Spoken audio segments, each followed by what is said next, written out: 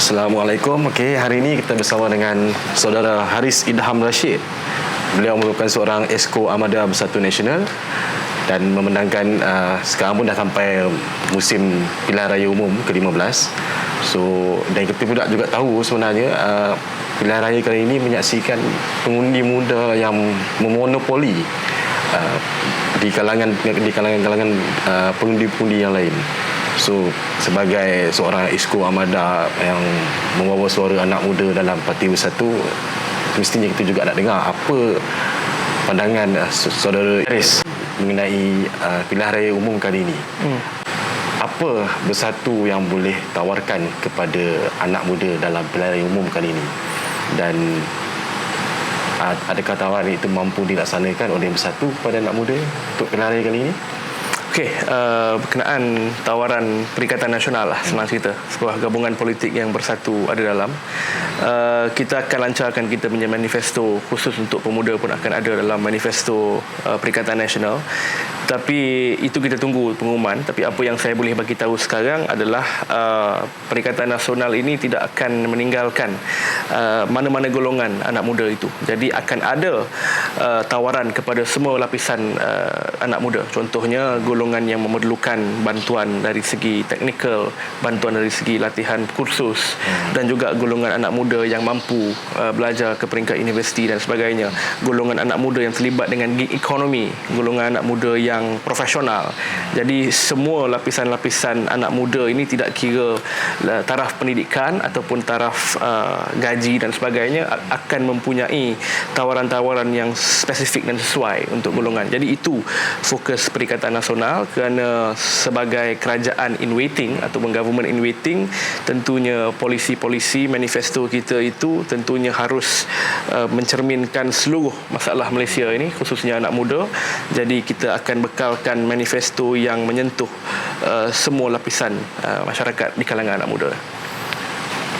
Dia menyentuh anak muda ni, kita tahulah dia didaftarkan secara automatik semasa di sidang Dewan Rakyat. Tapi ada setengah orang cakap umur didaftarkan pengundi muda ni terlalu awal pada usia 18 tahun. So mungkin ada isu kematangan, tidak tahu memilih parti politik apa semua. Macam mana kita nak bagi tahu kepada pengundi anak muda ni bahawa tanggungjawab untuk mengundi sebenarnya adalah penting dan bukan semata-mata untuk memilih parti politik. Sebenarnya ia memilih masa depan. So pandangan Haris sendiri, macam mana nak suruh anak-anak muda ni keluar? Cerita dia macam ni, bila kita nak suruh anak-anak muda ni keluar, kita tak boleh pakai ayat-ayat ataupun explanation yang terlalu susah untuk dia faham. Sebab sebelum ini kita cakap perkara ini hak demokrasi, dia tak faham soal hak demokrasi. Kita sekarang ni nak memudahkan sebab. Kita nak kata, okey, nasib anak muda ni yang faham hanya anak muda sendiri. Kita faham each other. Jadi anak muda ni kena hantar wakil anak muda duduk di atas untuk membuat keputusan, supaya keputusan dirang ni memikirkan soal kita. Kalau kita hantar orang-orang yang lebih kurang sama umur dengan ayah-ayah kita, macam mana dia nak buat keputusan untuk kita? Dia pun dah tak faham dah kita punya situasi kat bawah ni. Jadi untuk memudahkan sebab kenapa kena keluar, kita kena angkat di kalangan kita duduk ke atas. Jadi untuk nak membolehkan benda tu, korang lah yang nak kena menangkan calon-calon muda ni. Kerana parti politik hanya boleh mencalonkan orang muda. Tapi kalau orang muda ni tak menang, jadi macam mana orang muda ni nak duduk dalam jawatan-jawatan membuat keputusan, nak buat keputusan untuk orang muda? Jadi sebab itu saya sekarang ni mudah. Saya tak nak cerita pasal hak demokrasi. Saya tak nak cerita kita dah memberikan hak kepada orang 18 tahun untuk keluar mengundi. Kadang-kadang perkara-perkara undang-undang legalistik ini terlalu berat untuk anak muda faham. Jadi secara mudahnya, kita kena tolong generasi kita untuk naik, supaya orang yang kita angkat itu boleh bantu kita di bawah. Dari segi itu. Macam dalam senario politik sekarang ni kan, kita tengok ada politik-politik yang pemimpin dia ni terpalit dengan kes mahkamah, mungkin ada kes-kes yang lain lah, kan. Jadi anak muda ni mungkin dia orang berfikir, kenapa kita nak pilih pengundi pemimpin yang rasuah, yang korup apa semua. Dan mungkin orang tak nak mengundi bila dia orang fikir kalau undi pun last sekali orang yang sama naik. Macam mana kita nak bagi pemahaman kepada orang ni, kalau supaya menunaikan tanggungjawab tu, bila adanya kuasa mengundi di tangan mereka, mereka sebenarnya boleh menentukan pemimpin tu korup ataupun tak? Haris sendiri macam mana? Cerita dia macam ni. Anak muda ni kena tengok track record parti-parti politik, ya. Sebab apabila kita tengok mengapa Tan Sri Muhyiddin terpaksa meletakkan jawatan, tidak lain tidak bukan kerana beliau tidak bersetuju untuk membuang kes Zahid Hamidi dan Najib Razak. Jadi anak muda kena faham, kalau you tak nak golongan-golongan kleptokrat, golongan-golongan rasuah ini memegang jawatan, you kena sokong orang-orang yang memperjuangkan isu sama dengan you. Contohnya Abah dan sebagainya. Kerana ini bukan cakap-cakap, ini memang telah dilakukan. Jadi itu dari satu segi. Dari segi yang lain, kita juga tengok calon-calon yang ditonjolkan oleh parti-parti politik. Kalau calon-calon ini pernah ada kes, pernah ada bau-bau bacang, pernah terlibat dengan beberapa skandal, kita jauhkan untuk memilih mereka ini. Kerana lagi kita beri kuasa, lagi banyak dia akan sakau dan sebagainya. Jadi untuk anak muda faham, sekarang ini kita diberi peluang untuk buat keputusan. Dulu umur 18 hingga 21 ni tunggu pukul 11 malam je. Tunggu pengumuman saja. Sekarang ini kita diberi hak untuk membuat keputusan. Kita juga sebahagian daripada orang yang membuat keputusan. Jadi jangan sia-siakan peluang tu. Kerana kita juga ada pendapat, dan sekarang ini pendapat kita boleh kita terjemahkan melalui Kertas Undi. Jadi untuk kita nak menunjukkan bahawa kita ni tolak kleptokrat, tolak hipokrasi dan sebagainya, tunjuk Kertas Undi ni, tunjuk pada Kertas Undi. Jadi 19 hari bulan ni penting untuk anak muda turun. Keputusan pilihan raya umum ke-14 Haris, buat kali pertama dalam sejarah lah UMNO ditumbangkan. Masa tu belum ada lagi pengundi muda sebenarnya, Haris. Ada pun mungkin dalam 20%, 15%, tapi kali ni pengundi muda memang banyak.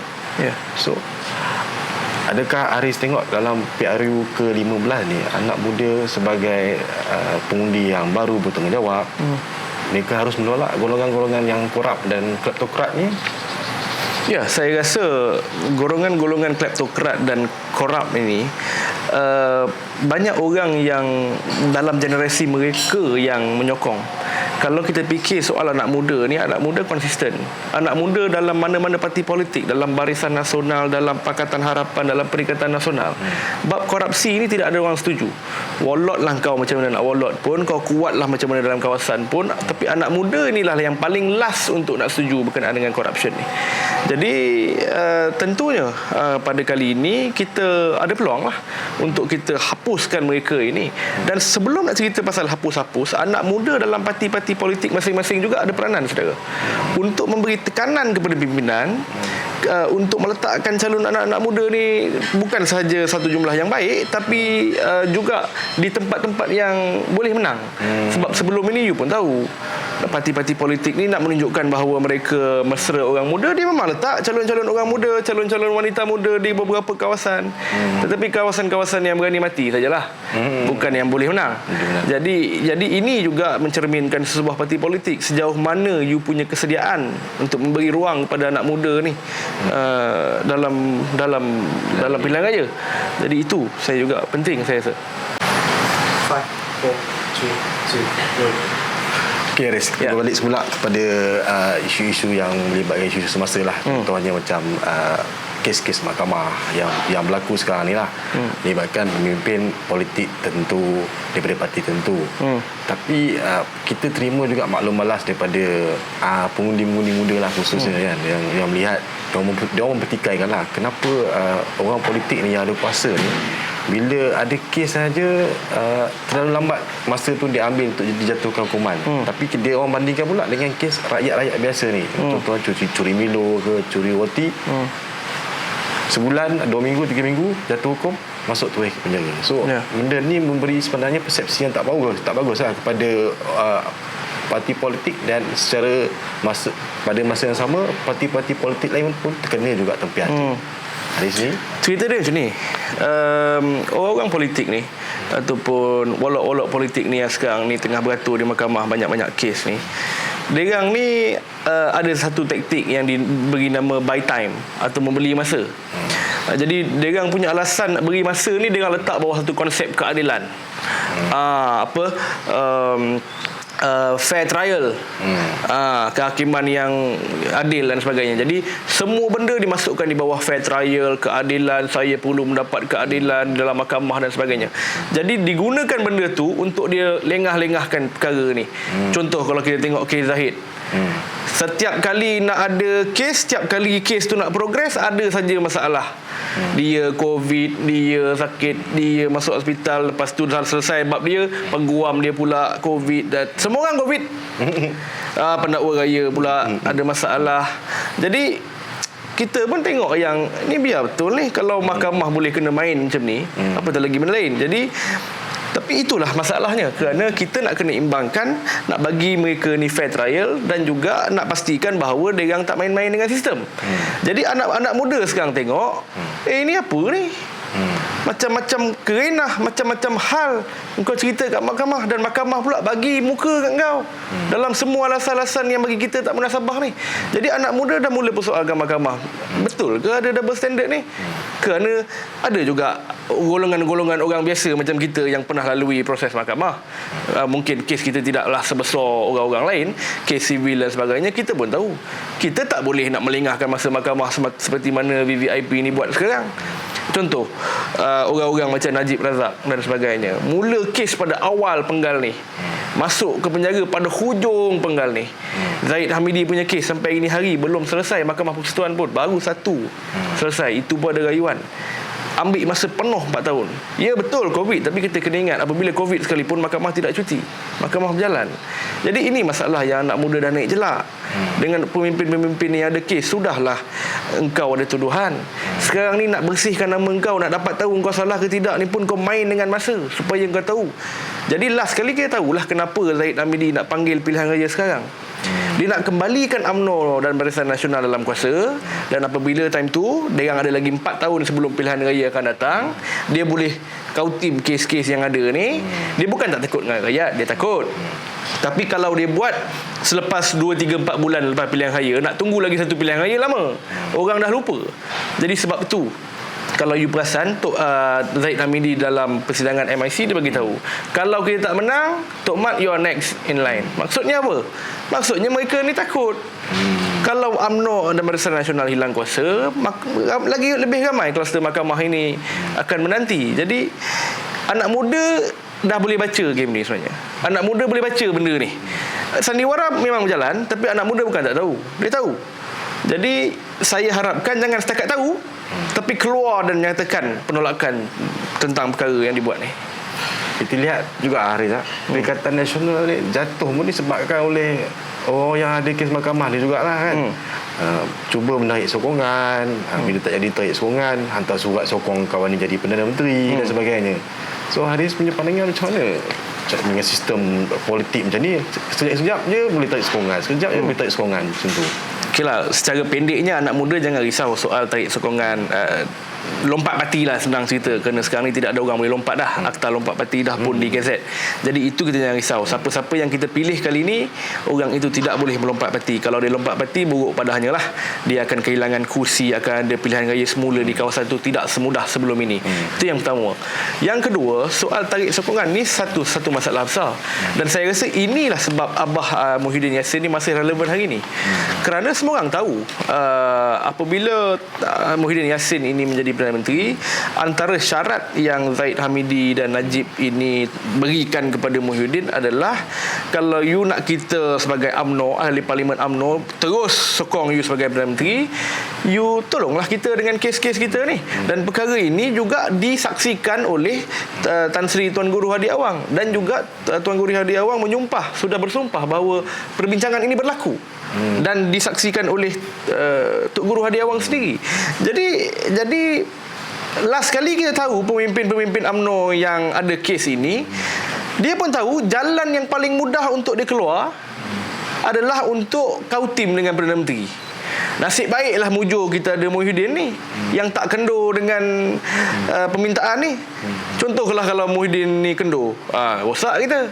Jadi alhamdulillah, kita pada ketika itu kita dapat Tan Sri sebagai Perdana Menteri yang tak gila kuasa, dan yang tak rasa yang dia penting untuk jadi Perdana Menteri. Bagi dia, okey, jadi Perdana Menteri, okey, bagus, mandat. Tapi kalau you suruh I buat benda-benda luar tabi'in begini, luar disiplin, dia tidak boleh tolak ansur. Jadi itu yang dia buat, dan dia letak jawatan kerana 14 ahli Parlimen UMNO ketika itu menarik sokongan kerana Tan Sri Muhyiddin enggan membantu kluster-kluster mahkamah ini. Jadi prinsip tu baik. So kita lihat Tan Sri ni sebenarnya masa dia sebelum menjadi Perdana Menteri, semasa berada dalam UMNO, dia konsisten tau sebenarnya. Dia lawan koruptor, dia geng-geng yang buat rasuah ni semua ni kan. So Haris tengok dari segi bila walaupun Tan Sri dah daripada UMNO keluar UMNO menjadi PM, macam mana Tan Sri tengok Tan Sri Muhyiddin ni? Cerita dia macam ni. Tan Sri Muhyiddin Yassin ni bukanlah saya nak puji kerana dia presiden parti saya, pengurusi Perikatan Nasional. Kita cerita track record lah sekarang. Anak muda ni tak nak dengar cerita, tak nak dengar janji, tak nak dengar semua ni. Dia nak dengar, nak tengok apa yang kau dah buat perangai. Pertama, Muhyiddin Yassin dipecat daripada UMNO dan dipecat daripada Timbalan Perdana Menteri tidak lain tidak bukan kerana menegur Najib berkenaan 1MDB. Dia tegur Najib, dia kata 1MDB ni tak betul, dia tak boleh buat macam ni salah. Najib tak boleh handle dia lagi, buang dia, buang dia, sisihkan dia, buang dia daripada UMNO. Itu pertama. Maksudnya dia daripada awal tak tunjuk takut dengan kehilangan jawatan ni daripada awal. Dan apabila Tan Sri Muhyiddin menjadi Perdana Menteri, betul, UMNO menyokong dia, ahli Parlimen menyokong dia menandatangan SD, tetapi bersyarat. Dia dah bagi tahu, tak kira lah you tanda tangan ke you sokong, syarat I satu, dalam kabinet yang I akan bina tidak ada orang yang ada kes mahkamah. Itu syarat. Zahid Hamidi presiden ke, bosku bekas presiden ke, tak kira lah siapa, kalau you ada kes mahkamah, you tak boleh duduk dalam saya punya kabinet. Dan dia buat. Orang-orang UMNO, orang-orang Perikatan Nasional yang dilantik dalam kabinet semuanya bebas daripada kes. Semuanya tidak ada kes, tidak ada masalah. Jadi itu dia kekal. Dan selepas itu apabila permintaan untuk melepaskan 2-3 jerung ni daripada mahkamah pun pada ketika itu, katalah kalau dia gila kuasa nak sambung jadi Perdana Menteri sampai ini hari, dia tak ada masalah. Dia kata okey, saya telefon Peguam Negara, tarik semua balik kes ni, selesai. Tapi lagi sekali dia tunjuk konsistensi daripada awal, daripada zaman 1MDB sampailah ke hari akhir menjadi Perdana Menteri. Bab-bab berkenaan dengan mahkamah, bab-bab rasuah, bab kes, dia takkan masuk campur, walaupun benda tu melibatkan dia untuk turun jawatan, tidak ada masalah. Masuk campur tak boleh. Jadi tetap. Itu yang membuatkan Perikatan Nasional ni boleh hidup sampai ini hari. Kerana rakyat fikir, rakyat faham yang Tan Sri Muhyiddin ni turun bukan kerana nak turun, dia sacrifice diri dia supaya dia tak jijikkan tangan dia. Jadi ini rakyat tahu, dan anak muda lebih tahu, kerana anak muda ni baca sosial media banyak, dia tahu.